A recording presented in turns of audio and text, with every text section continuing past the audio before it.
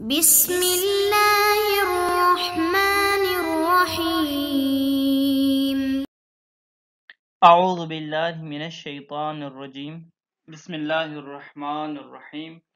عزیز طلباء کرام، السلام علیکم ورحمۃ اللہ وبرکاتہ۔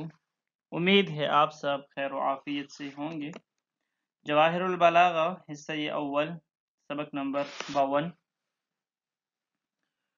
جیسا کہ آپ کے علم میں ہے، مبحث خامس ندا کے بارے میں ہے۔ ندا کی حقیقت کیا ہے اور ادوات ندا کون کون سے ہیں، پھر ان کی کتنی قسمیں ہیں، اس بارے میں تفصیل سے ہم پڑھ چکے ہیں۔ کبھی کبھار منادی قریب کو منادی بعید کی جگہ پر فرض کیا جاتا ہے، کچھ اغراض و مقاصد، اغراض بلاغی کو مد نظر رکھتے ہوئے اس بارے میں بھی ہم پڑھ چکے ہیں۔ ہم شروع کر چکے تھے ندا کے معانی ثانوی۔ کبھی کبھار ادوات الندا اپنے اصلی معنی، اپنے ظاہری معنی کے لیے، معنی اولی کے لیے استعمال نہیں ہو رہے ہوتے، بلکہ ایک معنی ثانوی مراد دے رہے ہوتے ہیں، ایک معنی ثانوی کے لیے استعمال ہو رہے ہوتے ہیں۔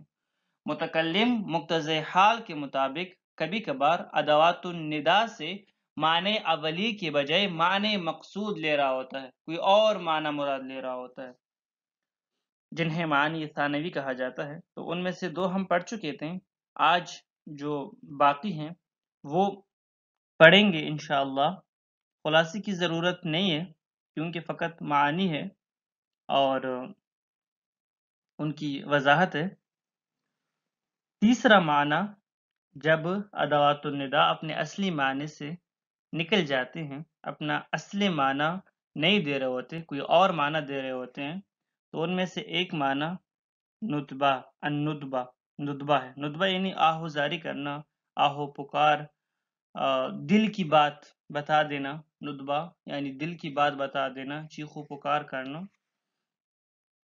نحو قول الشاعر، جس طرح کہ دعائے ندبہ ہے۔ دعائے ندبہ میں ہم کیا کرتے ہیں؟ دعائے ندبہ میں ہم کچھ دل کی باتیں بتا رہے ہوتے ہیں خداوند تبارک و تعالیٰ کے سامنے جمعہ کی صبح کو، تو اس دعا کو اس لیے تو ندبہ کہا جاتا ہے کہ ہم آہوزاری کے ساتھ خدا کے سامنے دل کی باتیں کچھ بتا رہے ہوتے ہیں۔ نحو قول الشاعر، یہاں پر شاعر کا ایک شعر لے کر آئے ہیں۔ فوا عجبا کم یدعی الفضل ناقص ووا اسفا کم یظہر النقص فاضل۔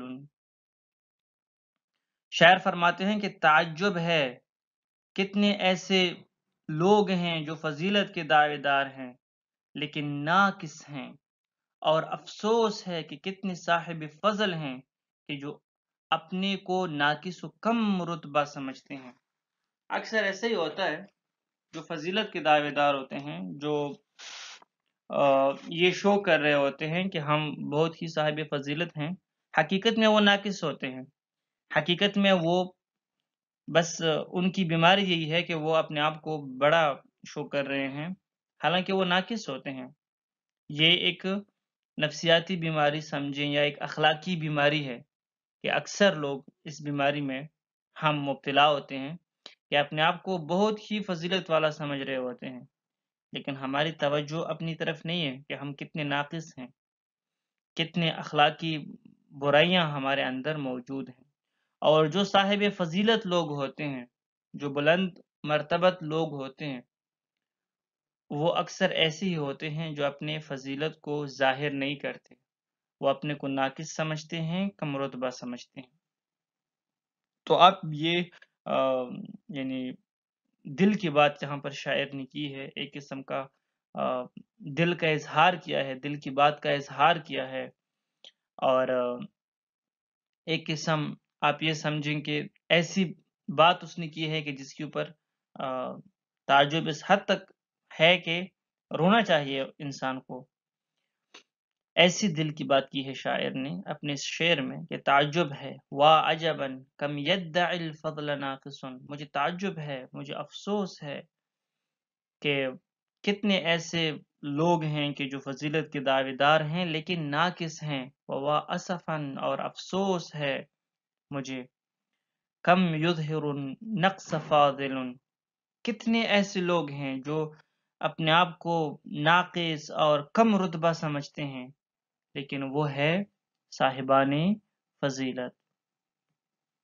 ایک اور معنی جب ادوات النداء اپنے اصلی اور اولی معنی سے نکل جاتے ہیں معنی ثانوی کی طرف، تو ان معنی ثانوی میں سے ایک معنی تعجب کا ہے.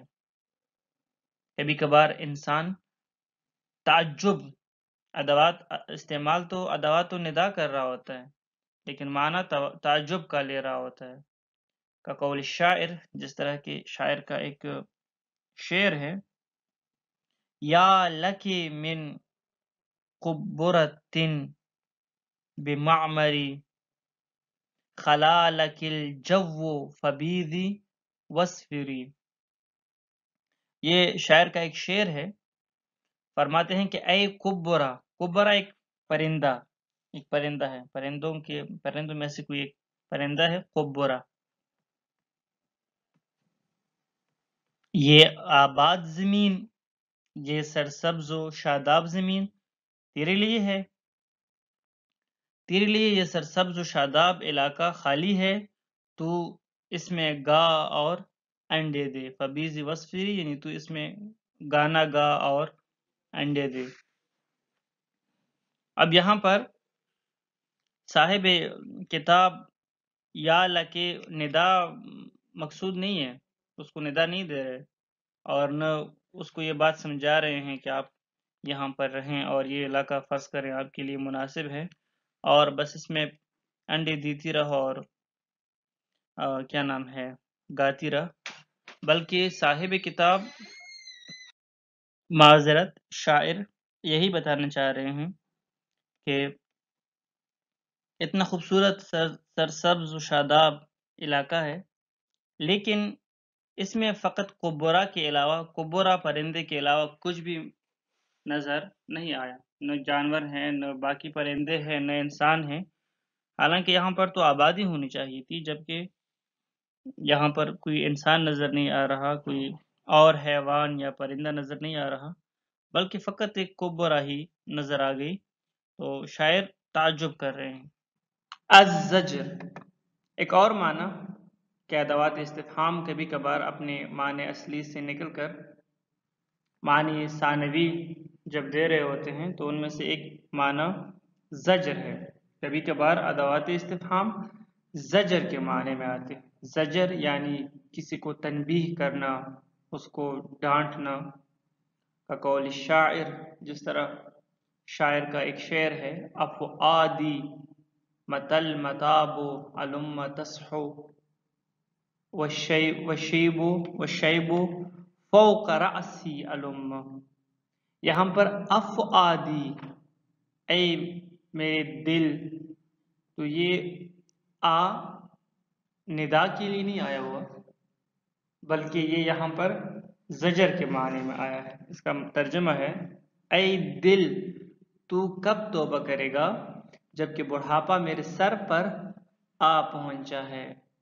شاعر اپنے دل سے کہہ رہا ہے، اس کو ڈانٹ رہا ہے، اس کی تنبیہ کر رہا ہے کہ کب تک تو مجھے ہمیشہ کی طرح خواہشات کی طرف لے کے جائے گا. ابھی تو میں بوڑھا ہو گیا ہوں، ابھی تو میری عمر یہ نہیں ہے کہ میں ابھی بھی خواہشات کی طرف چلا جاؤں. بس اب تو سمجھو نا، اب تو خواہ مجھے خواہشات کی طرف نہ لے کے جا. التحسر والتوجع کبھی کبھار ادوات النداء اپنے اصلی معنی سے نکل کر، معنی اولی و ظاہری سے نکل کر تحسر و توجع کے معنی میں آتے ہیں. کا قولہ تعالی، جس طرح خداوند تبارک و تعالی کا فرمانا ہے، وَيَقُولُ الْكَافِرُ يَا لَيْتَنِي كُنْتُ تُرَابًا. اور کافر کہے گا، قیامت کے دن کافر کہے گا، اے کاش میں خاک ہوتا، یا لیتنی کنتو ترابا، اے کاش میں خاک ہوتا، اے کاش میں مٹی ہوتا، میں انسان پیدا ہی نہ ہوتا۔ اب یہاں پر وہ حسرت کر رہا ہے، یعنی کفار قیامت کے دن حسرت کریں گے، اے کاش میں مٹی ہوتا۔ تمنا نہیں کر رہے، حسرت کر رہے ہیں کہ ہم سے کتنی بڑی غلطی ہوئی ہے کہ ہم نے انکار کیا ہے خدا کا، خدا کے رسول کا ہم نے انکار کیا ہوا ہے۔ تو جو بھی خدا اور خدا کے انبیاء کا، اولیاء کا انکار کرے گا، لازم سی بات ہے قیامت کے دن تو اس کے لیے خیر نہیں ہے۔ تو اس وجہ سے وہ قیامت کے ہولناکی کو دیکھ کر کہیں گے وَيَقُولُ الْكَافِرُ يَا لَيْتَنِي كُنْتُ تُرَابًا، سورۃ النبأ آیت نمبر 40۔ یہاں پر بعض غالی ممبر پر آ کر ایک تفسیر کرتے ہیں، اور بعض جگہوں پر اہل سنت کے ہاں بھی مشہور ہے کہ شیعہ اس آیت سے یہ مراد لیتے ہیں کہ وَيَقُولُ الْكَافِرُ يَا لَيْتَنِي كُنْتُ تُرَابًا، یعنی کافر کہے گا کہ اے کاش کنتو ترابا، یعنی اے کاش میں کنتو ابا ترابا، اے کاش میں ابو تراب ہوتا۔ یعنی ایک تفسیر، غلط تفسیر، تفسیر بالرأی جسے کہا جاتا ہے، غالی ہو سکتا ہے یہ ممبروں سے کرتے ہوں، میں نے کسی کو سنا نہیں ہے، بلکہ میں نے اپنے ایک اہل سنت استاد کو جس نے کلاس میں بتایا کہ ہم نے اس آیت کے بارے میں سنا ہے کہ آپ شیعہ اس کی یہ تفسیر کرتے ہیں، تو پھر میں نے اس کو وضاحت دی کہ نہیں ایسا نہیں ہے، تفسیر کرنے کے قواعد ہیں، ضوابط ہے، اہل سنت کے ہاں بھی ہیں، شیعوں کے ہاں بھی ہے، قواعد تفسیر کے اوپر کتابیں لکھی گئی ہیں، اور کوئی لفظ وہاں پر تقدیر میں رکھا جاتا ہے جہاں پر قرائن و شواہد سے پتہ چلتا ہو، جہاں پر مثلا ہمارے پاس محکمات جو آیات ہیں، جو مسلمات ہیں، ان کے تحت اگر ظاہراً ہمیں کسی آیت کے معنی کا سمجھ نہ آ رہا ہو تو وہاں پر پھر کسی لفظ کو تقدیر میں رکھا جاتا ہے، ہر جگہ ایسا نہیں ہوتا۔ مثلا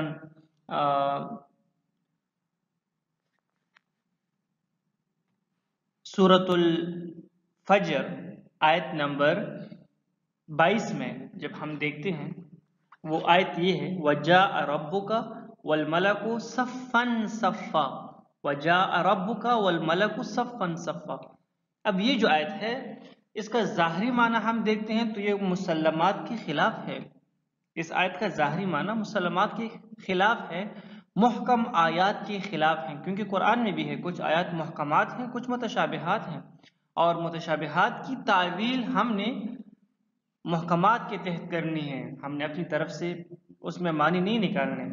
اب یہاں پر وَجَاءَ رَبُّكَ وَالْمَلَكُ صَفًّا صَفًّا، اس بارے میں خود ایک روایت میں بھی ہے کہ یہاں پر لفظ امر تقدیر میں ہے وَجَاءَ أَمْرُ رَبِّكَ۔ اب اگر ہم کہیں کہ وَجَاءَ رَبُّكَ اور آپ کے رب اور فرشتے صف در صف حاضر ہوں گے، یا مثلا وَجَاءَ رَبُّكَ اور جب رب یعنی آپ کے پروردگار جب آئیں گے تو ملائکہ صف در صف حاضر ہوں گے، ایسا نہیں ہے، یہ غلط تفسیر ہے اس کی، کیونکہ خداوند تو آتا جاتا نہیں ہے نا، خدا تو ہر جگہ موجود ہے، خدا کے ہاں تو آنے جانے کا تصور نہیں ہے، بلکہ اس کا معنی یہ کیا جاتا ہے، مفسرین اس کا معنی یہ کرتے ہیں کہ وَجَاءَ رَبُّكَ وَالْمَلَكُ صَفًّا صَفًّا، یعنی وَجَاءَ أَمْرُ رَبِّكَ۔ امر یہاں پر لفظ امر تقدیر میں ہے کہ جب خدا کا امر آئے گا تو ملائکہ امر خدا کے تحت صف در صف حاضر ہوں گے۔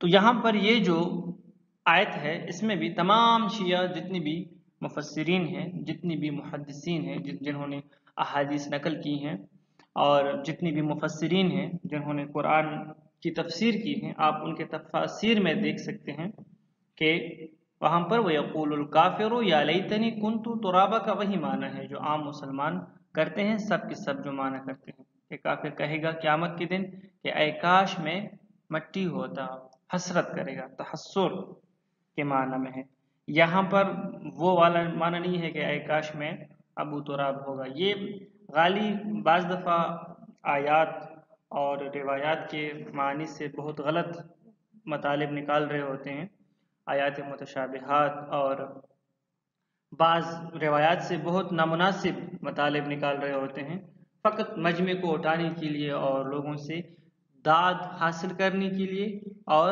درہم و دینار یعنی پیسہ حاصل کرنے کے لیے ایسا کرتے ہیں، اور کچھ بھی نہیں ہے، اس طرح کا کوئی معنی یہاں پر مراد نہیں ہے۔ یا لیتنی کنت ترابا، تو یہاں پر لیتا تحسر، یہاں پر یا جو ہے وہ تحسر کے لیے ہے۔ وَكَقَوْلِ الشَّاعِرِ، شاعر کا ایک اور شعر بھی شاید مثال کے طور پر لے کر آئے ہیں، اَيَا قَبْرُ مَعًا كَيْفَ وَأَرَيْتَ جُودَهُ وَقَدْ كَانَ مِنْهُ الْبِرُّ وَالْبَحْرُ مُطْرَعًا۔ شاعر کا یہ شعر ہے، ایا لے کر ادوات ندا میں سے ایا کا استعمال کیا ہے، لیکن اپنے اصل معنی میں نہیں بلکہ تحسر و توجع کے معنی میں، حسرت کے معنی میں۔ اے معن کے قبر، معن ایک شخص کا نام ہوگا، اے معن کے قبر تو نے کیسے معن کی سخاوت کو چھپایا ہے جبکہ بحر و بر ان کے سخاوت سے پر تھے، یعنی آپ نے کیسے، یعنی معن کی وفات پر، اور ہو سکتا ہے اس دور میں کوئی اچھا فرد ہوگا، ایک سخی اور بزرگ شخصیت ہوگی معن، تو شاعر نے اس کی مدح میں کہا ہے کہ اے معن کی قبر تو نے کیسے معن کی سخاوت کو چھپایا ہے جبکہ بحر و بر ان کے سخاوت سے پر تھے۔ تو یہاں پر وہ معن کی وفات کے اوپر حسرت کر رہا ہے، شاعر حسرت کر رہا ہے، اس کا جو مراد ہے وہ ندا نہیں۔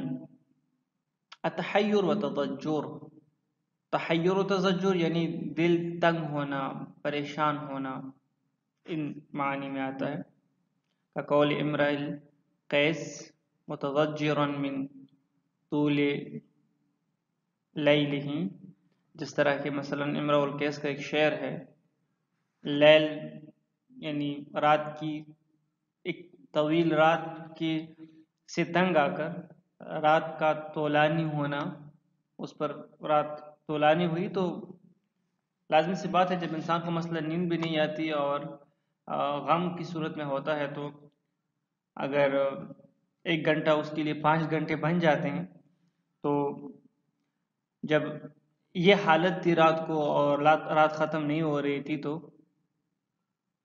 اس نے یہ شعر کہا اپنی پریشانی اور جو اس کا دل تنگ تھا اس کو مد نظر رکھتی ہوئی۔